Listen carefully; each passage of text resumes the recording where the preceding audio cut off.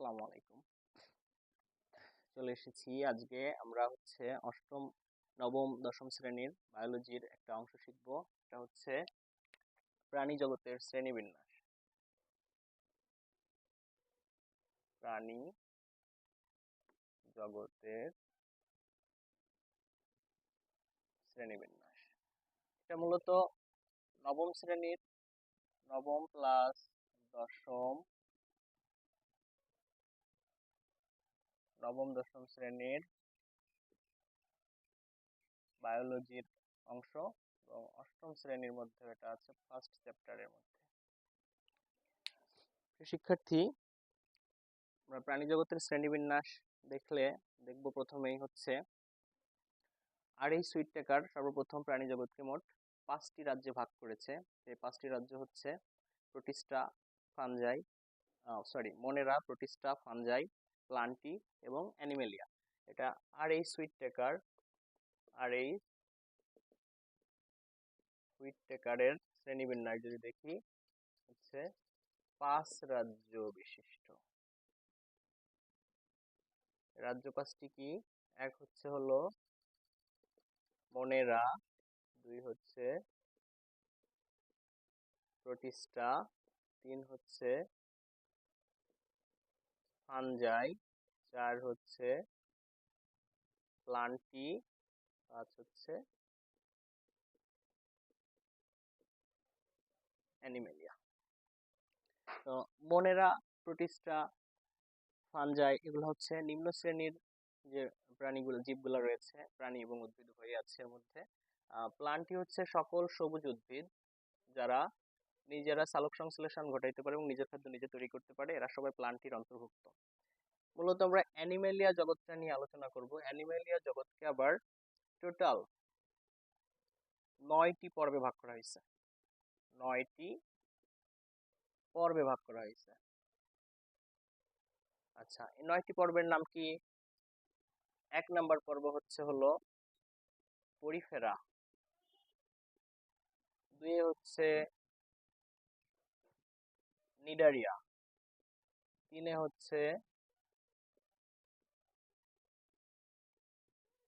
Platyhelminthes, 4 হচ্ছে nematoda,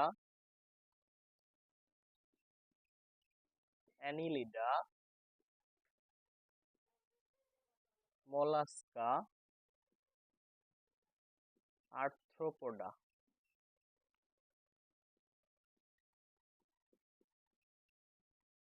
Echinodermata এবং নবম হচ্ছে কর্ডাটা। এই হচ্ছে 9টি পর্ব। টোটাল এই 9টি পর্বে প্রাণীদেরকে অ্যানিমেলিয়া অর্থাৎ প্রাণীর যে রাজ্যটি, এটাকে ভাগ করা হয়েছে 9টি পর্বের মধ্যে। এই 9টি পর্বের মধ্যে প্রথম 8টা পর্ব অর্থাৎ পরিফেরা থেকে শুরু করে একাইনোডার্মাটা পর্যন্ত এরা সবাই অমেরুদণ্ডী প্রাণীতে ভরপুর। এই প্রত্যেকটা পর্বের মধ্যে অমেরুদণ্ডী প্রাণী রয়েছে এবং সব থেকে বড় পর্ব হচ্ছে আর্থ্রোপোডা। অর্থাৎ আর্থ্রোপোডা পর্বটি সব থেকে বৃহত্তর পর্ব, সর্ববৃহৎ পর্ব আর্থ্রোপোডা। প্রাণী জগতের সব থেকে বড়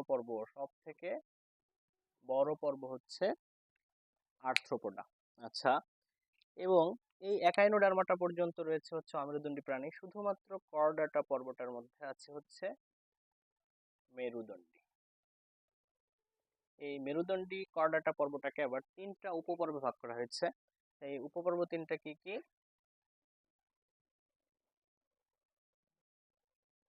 সাইক্লোস্টোমাটা, সরি, উপপর্ব হলো কর্ডাটা পর্বের উপপর্ব হচ্ছে ইউরোকর্ডাটা।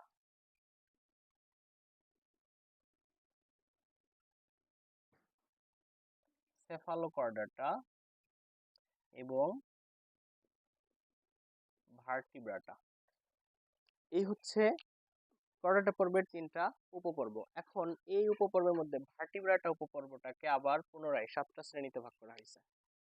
সেই 7টি শ্রেণীর নাম আমরা এই পাশে দেখব। 7টি শ্রেণী: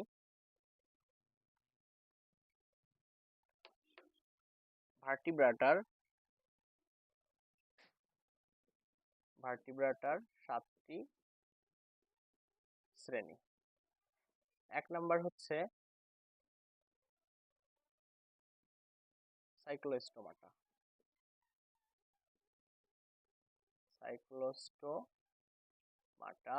2 নম্বরে হচ্ছে কন্ড্রিকটিস। 3 নাম্বার হচ্ছে অস্ট্রিকটিস। 4 নাম্বার হচ্ছে পক্ষিকুল। 5 নাম্বার হচ্ছে উভচর। 6 নাম্বার হচ্ছে সরীসৃপ এবং 7 নাম্বার হচ্ছে মেরুদণ্ডী। এই টোটাল আমাদের 7টি শ্রেণী। ভার্টিব্রাটা পর্বের মধ্যে 7টা শ্রেণী। সরি, এটা মেরুদণ্ডী নয়, এখানে হবে হচ্ছে স্তন্যপায়ী। স্তন্যপায়ী হবে। এখন আমরা মানুষ কোথায় বসবাস করি? এই স্তন্যপায়ীর মধ্যে। স্তন্যপায়ী প্রাণী মানুষ, গরু, ছাগল এগুলা সবাই স্তন্যপায়ী। স্তন্যপায়ীর একটা বড় বৈশিষ্ট্য হচ্ছে এদের হৃৎপিণ্ড। 4টি প্রকোষ্ঠে বিভক্ত। 4টি প্রকোষ্ঠে বিভক্ত। তার মানে সকল স্তন্যপায়ী প্রাণীর হৃৎপিণ্ড 4 প্রকোষ্ঠ বিশিষ্ট। সাইক্লোস্টোমাটা, কন্ড্রিকটিস, অস্ট্রিকটিস। এই অস্ট্রিকটিসের মধ্যে আমরা যত কার্প জাতীয় মাছ খেয়ে থাকি এরা সবাই অস্ট্রিকটিসের অন্তর্ভুক্ত। কার্প জাতীয় সকল মাছ অস্ট্রিকটিসের অন্তর্ভুক্ত। আচ্ছা, পক্ষীগুলোর মধ্যে যত পাখি আছে এরা সবাই পক্ষীগুলোর অন্তর্ভুক্ত। উভচর আমরা চিনি, ব্যাং একটা উভচর। সরীসৃপ যারা বুকে ভর দিয়ে চলে এরা সবাই সরীসৃপ। এই হলো টোটাল প্রাণী জগতের শ্রেণীবিন্যাস। এখন ওই যে প্রথমে আমরা আরই সুইটেকারের যে 5 রাজ্য বিশিষ্ট শ্রেণীবিন্যাসটি দেখেছিলাম, মনেরা, প্রোটিস্টা, ফানজাই, অ্যানিমেলিয়া এবং প্লান্টি, এই 5টি রাজ্যকে আবার 1974 সালে মার্কিউলিস 2টি সুপার কিংডমের মধ্যে ভাগ করছে। প্রথম হচ্ছে মনেরাকে শুধুমাত্র প্রোক্যারিওটার মধ্যে রাখছে, বাদবাকি সব ইউক্যারিওটিক। এই হচ্ছে আজকের আলোচনা। ধন্যবাদ সবাইকে।